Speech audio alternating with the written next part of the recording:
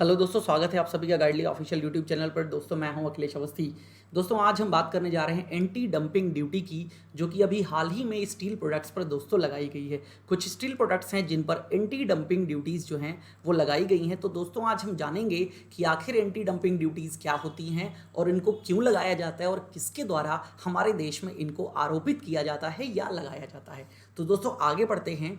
आगे बढ़ने से पहले गाइडली के एक्सप्रेस वीडियो कोर्स के बारे में जान लीजिएगा। दोस्तों गाइडली ने एक एक्सप्रेस वीडियो कोर्स को लॉन्च किया है, जिसकी अधिक जानकारी के लिए आप इस मेल आईडी पर विजिट कर सकते हैं। ये ई स्टोर की मेल आईडी है, यहाँ पर आपको प्रॉपर डिस्क्रिप्शन मिल जाएगा। इस नंबर पे कॉल कर सकते हैं, इस मेल पर आप मेल कर सकते हैं। दोस्तों थोड़ा सा मैं इस कोर्स के बारे में ब्रीफ करना चाहूँगा।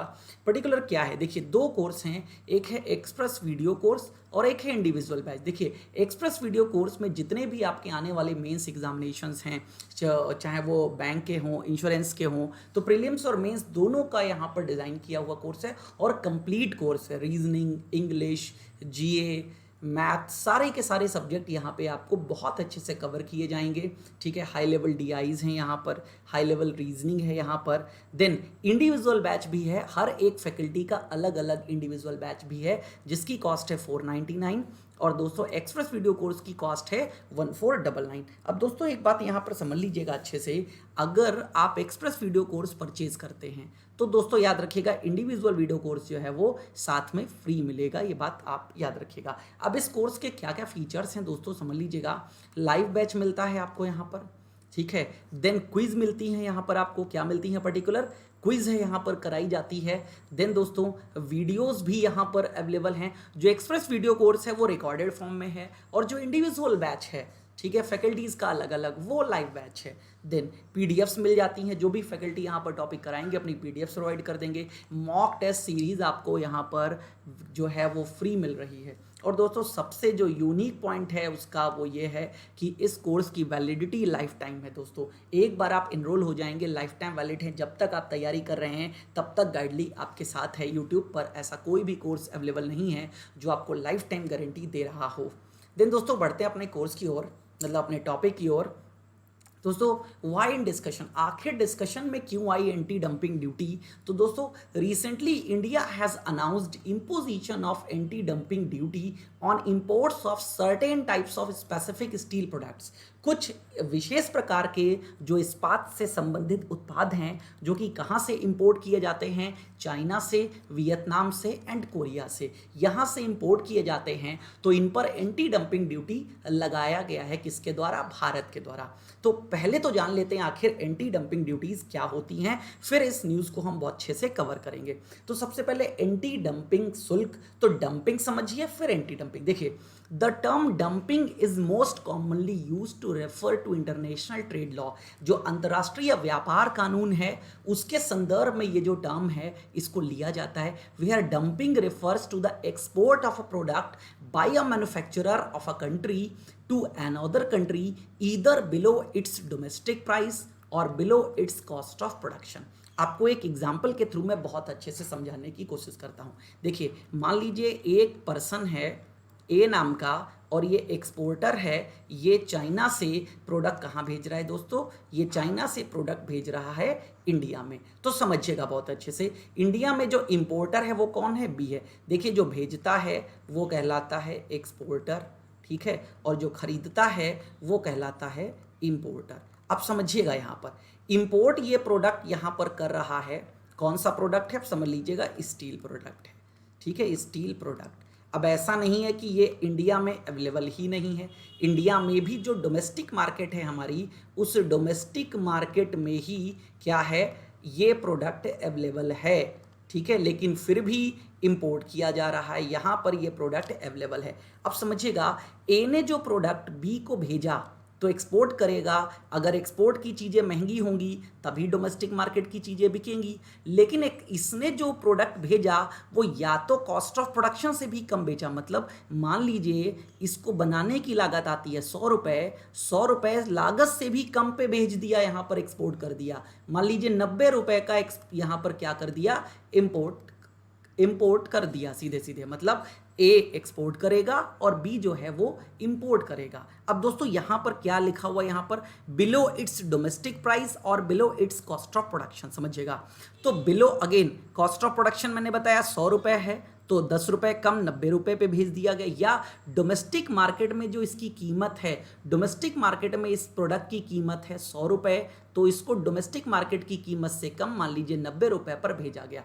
अब ऐसे जब प्रोडक्ट, जब सोच लीजिए बाहर से हम प्रोडक्ट मंगाएंगे 90 रुपए का मिल रहा है, ठीक है, और इंडिया में जो प्रोडक्ट बन रहा है वो 100 रुपए का मिल रहा है, तो ज्यादा प्रोडक्ट कौन सा बिकेगा, बाहर वाला। लेकिन बाहर वाले ने जो प्रोडक्ट भेजा है वो डोमेस्टिक मार्केट को हार्म पहुंचा रहा है, तो ये डोमेस्टिक मार्केट को हार्म ना पहुंचा सके इसलिए प्राइस बराबर कर दिया जाता है। प्राइस का डिफरेंस कितना है दोस्तों, 10 रुपए, तो 10 रुपए का हमारी जो गवर्नमेंट है, क्योंकि 10 रुपए कम कहां पर है, इंडिया में, तो 10 रुपए ये जो कम है ये हमारी गवर्नमेंट के द्वारा एक टैक्स के रूप में लगा दिया जाएगा, और इसी को हम कहते हैं एंटी डंपिंग ड्यूटी। क्या बोलते हैं हम बोलते हैं इसको एंटी डंपिंग ड्यूटी। और ये जब ड्यूटी लग जाएगी तो प्राइस क्या हो जाएगा, बराबर हो जाएगा। अब इससे हमारी डोमेस्टिक मार्केट को कोई नुकसान नहीं होगा। वही बात दोस्तों यहां पर लिखी हुई है, समझिएगा। इट्स प्रायर डंपिंग शब्द का प्रयोग सर्वाधिक अंतर्राष्ट्रीय व्यापार कानून के संदर्भ में ही किया जाता है, जहां डंपिंग का अभिप्राय किसी देश के एक निर्माता द्वारा किसी उत्पाद को या तो इसकी घरेलू कीमत से नीचे या इसकी उत्पादन लागत से कम कीमत पर किसी दूसरे देश में निर्यात करने से होता है। अब देखिए समझिएगा आगे, it is noteworthy that dumping affects the price of that commodity in the importing country as well as reduces the profitability of domestic industry there. अब इससे क्या होगा, अगर ये प्रोडक्ट बाहर से आएगा तो हमारी डोमेस्टिक मार्केट को नुकसान पहुंचाएगा, और जो भी इसको बना रहे हैं लोग डोमेस्टिक मार्केट में हमारे इंडिया में, तो उनकी प्रॉफिटेबिलिटी पर भी असर पड़ेगा। ठीक है, अब दोस्तों आगे समझ लीजिएगा, according to global trade norms. अब जो वैश्विक व्यापार के जो नियम हैं उनके अकॉर्डिंग क्या होता है, a country is allowed to levy a duty on this type of dumping to protect its domestic manufacturers and provide them an equal opportunity. Equal opportunity को प्रोवाइड करने के लिए और अपने जो डोमेस्टिक मैन्युफैक्चरर्स हैं उनको प्रोटेक्ट करने के लिए गवर्नमेंट, जो मैंने बताया ना, ये जो 10 रुपए का डिफरेंस है इसको एक टैक्स के रूप में लगा देगी, जिसे हम एंटी डंपिंग ड्यूटी के नाम से जानते हैं। However, this fee can be levied only after a thorough investigation by a quasi-judicial body such as Directorate General of Trade Remedies. India में याद रखिएगा यूं ही नहीं लगाया जाएगा, एक थॉरोली स्टडी करी जाएगी कि वाकई में ऐसा है या नहीं है। तो एक थॉरोली स्टडी करने के बाद अगर स्टडी में यह पाया जाता है यस ऐसा है, तो भारत में जो क्वासी जुडिशियल बॉडी है, अर्ध न्यायिक जो निकाय है, उसका नाम है director general of trade remedies, ये क्या करेगा, ये एंटी डंपिंग ड्यूटी लगा देगा। देन दोस्तों आगे समझिएगा, with the approval of WTO। अब WTO क्या करेगा, अप्रूव करेगा, लेकिन WTO के पहले general agreement on tariff and trade था। ठीक है, तो general agreement on tariff and trade के आर्टिकल 6 में ये बात बताई गई है, of the general agreement on tariff and trade allows countries to choose to take action against dumping.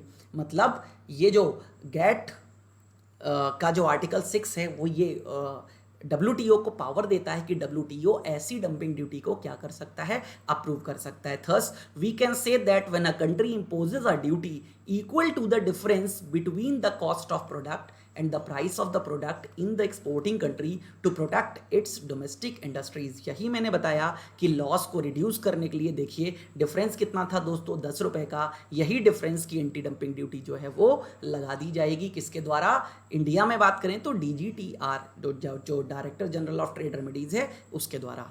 Then अब की पॉइंट समझ लीजिएगा इस न्यूज के स्टील प्रोडक्ट्स के, तो the duty to be applied on imports can range from $13.07 per ton to $173.1 पर ton. मतलब ये जो एंटी डंपिंग ड्यूटी लगाई जाएगी ये इस रेंज से इस रेंज के बीच में लगाई जा सकती है। According to the notification issued in this regard, the anti-dumping duty imposed on China, Vietnam, Korea will be effective for a period of 5 years। In 3 country से जो स्टील प्रोडक्ट इंपोर्ट किए जाएंगे उन्हीं पर ये एंटी डंपिंग ड्यूटी लगेगी, और ये 5 सालों के लिए क्या रहेगी, इफेक्टिव रहेगी, याद रखिएगा। देन कारण क्या है particular, it is noteworthy that the director general of trade remedies, जो DGTR की मैं बात कर रहा था, the investigation arm of ministry of commerce and industry, मैंने कहा था ना एक क्वासी जुडिशियल बॉडी इन्वेस्टिगेशन करेगी उसके बाद ऐसा काम करेगी, तो क्वासी जुडिशियल बॉडी ने इन्वेस्टिगेशन किया और ये जो DGTR है किसके अंतर्गत कार्य करता है, ये ministry of commerce and industry के अंतर्गत कार्य करता है। In its investigation concluded that the said countries China, Vietnam and Korea exported their product to India even at normal prices, जो सामान्य कीमत है उन कीमतों से भी कम पर इन प्रोडक्ट्स को एक्सपोर्ट कर रहे थे China, Vietnam and Korea. This resulted in a significant loss to domestic industries as a result. तो इस रिजल्ट के कारण क्या हो रहा था, हमारी जो डोमेस्टिक इंडस्ट्रीज हैं उनको लॉस सहना पड़ रहा था या लॉस से गुजरना पड़ रहा था। देन अब DGTR के बारे में जान लीजिए, आखिर DGTR क्या है। The government of India created DGTR in place of directorate general of anti dumping and allied duties. पहले DGTR का नाम DGAD था, 2018 में DGAD का नाम बदलकर DGTR कर दिया गया। तो DGTR का वर्क क्या है, created with the objective of, इसका उद्देश्य है with the objective of a comprehensive and speedy trade protection in the country. हमारे देश में जो हमारा जो डोमेस्टिक जो हमारा घरेलू व्यापार है वो सुरक्षित रह सके, ज़्यादा से ज़्यादा उन प्रोडक्ट को इंपोर्ट करने में, ठीक है। अगर दूसरे देश से जो प्रोडक्ट आ रहा है अगर बहुत ही सस्ता इंपोर्ट होकर के आएगा तो क्या होगा, हमारी डोमेस्टिक इंडस्ट्रीज को हार्म होगा। तो ऐसा ना हो सके इसलिए DGTR को क्या है बनाया गया, डेवलप किया गया। देन अब इंप्लीकेशंस क्या हैं, the government move is aim to protecting, आखिर गवर्नमेंट ये एंटी डंपिंग ड्यूटी लगा के क्या कर रही है, तो aimed at protecting domestic steel industry and manufacturers from cheap imports coming from the countries like China, Vietnam and Korea। भाई ऑब्वियसली क्या करना है, इनको बचाना है। चाइना, वियतनाम और कोरिया से जो इंपोर्ट हो रहा है, सस्ता जो आयात हो रहा है, उस आयात से जो हमारी डोमेस्टिक स्टील इंडस्ट्री है उसको जो प्रॉब्लम फेस करनी पड़ रही है वो प्रॉब्लम अब फेस नहीं करनी पड़ेगी। Then according to the official information, the objective of this decision of the government is to ensure fair trade practices। भाई व्यापार में अगर 4 लोग व्यापार कर रहे हैं तो अनफेयर ट्रेड प्रैक्टिसेस नहीं होनी चाहिए ना, नियम सभी के लिए बराबर होना चाहिए। तो फेयर ट्रेड प्रैक्टिसेस के लिए और एक इक्वल अपॉर्चुनिटी जो एक तरीके से समान यहाँ पर क्या मिल सके, समान अवसर जो है, equal opportunity to domestic producers. Equal का मतलब किसके इक्वल, तो जो विदेशी लोग हैं भारत में व्यापार कर रहे हैं ना उनके बराबर मौका दिया जा सके। तो दैट्स वाई क्या किया गया है, इस एंटी डंपिंग ड्यूटी को लगाया गया है। आई होप दोस्तों आपको ये चीज़ें क्लियर हो रही होंगी। अब आगे समझ लीजिएगा, it is noteworthy that the anti dumping duty has been imposed by the government of India, Bharat सरकार के द्वारा, at a time when tensions in India China relations have increased considerably. ऐसे समय में ये डिसीजन लिया गया है जब इंडिया और चाइना के बीच में टेंशंस चल रहे हैं, इनके रिलेशंस के बीच में।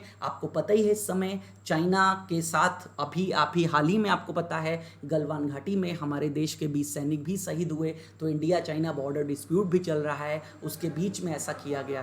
तो specially after the violent clash on Indo China border, specially anti China in India, as the voices are getting louder, the decision of India can also be seen as a sign for China. हालांकि इस decision को भी government के as a sign of China देखा जाएगा, जो boycott China की बात चल रही है ना उस बिहाफ पर इसको देखा जाएगा। तो आई होप आपको डंपिंग और एंटी डंपिंग ड्यूटी इन दोनों के बारे में बहुत अच्छे से चीज़ें पता चल गई होंगी। दोस्तों अगर सेशन अच्छा लगा हो तो दोस्तों शेयर करिएगा और कमेंट में कोई कमी रह गई हो तो प्लीज़ बताइएगा।